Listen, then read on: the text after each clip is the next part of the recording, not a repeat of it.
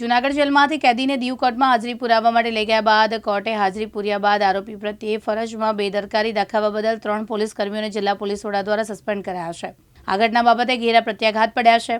દીવ ખાતે કોર્ટમાં હાજરી પૂર્યા બાદ કેદીને ઉના, દીવ ખાતે બેંક, અન્ય સ્થળો લઈ ગયા હતા પોલીસ કર્મીઓ। ત્યારે આ રસિક જૂના 40થી વધુ ગુનામાં આરોપી હોય, જેમાં ગુસ્સીટોક પણ સામેલ હોય।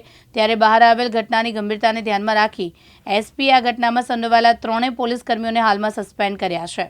ઉનાના ગુસ્સીટોકના આરોપી રસિક જીણા બાંભણિયા કે જે અન્ય 40 જેટલા ગુનામાં સંડોવાયેલો હતો, એને દીવ કોર્ટ ખાતે રજૂ કરવાનો હતો જૂનાગઢ જેલમાંથી લઈ જઈને।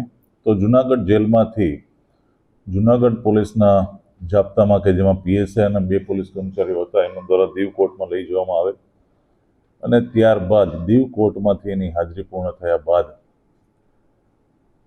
નિયમ વિરુદ્ધ એને જે અમુક સગવડતાઓ પૂરી પાડેલ જાપ્તાની ટીમ દ્વારા એ બાબત ધ્યાન ઉપર આવેલ અને તરત જ એની પ્રાથમિક તપાસ કરી અને જે બાબતો ધ્યાન ઉપર આવેલ એ બધાની ખરાઈ કરાવતા એ બાબતોને સમર્થન મળેલ, જેથી તાત્કાલિક અસરથી જાપ્તામાં ગયેલા પીએસઆઈ અને પોલીસ કર્મચારીઓ અને 2 પોલીસ કર્મચારીઓને તાત્કાલિક ધોરણે સસ્પેન્ડ કરવામાં આવે છે।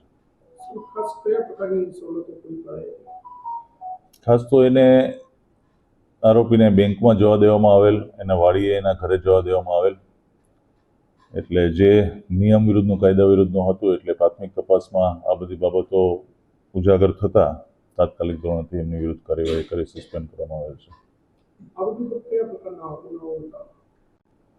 મીન્સ એની પર ગુસ્સીટોક, જે ઉના પોલીસ સ્ટેશનનો ગુસ્સીટોકનો એક ગુનો હતો અને એ સિવાય અન્ય બીજા અલગ અલગ 40 પ્રકારના ગુનાઓ આરોપી। પ્રકાશ દવે સાથે યજ્ઞેશ ભટ્ટ, દિવ્યાંગ ન્યૂઝ, જૂનાગઢ।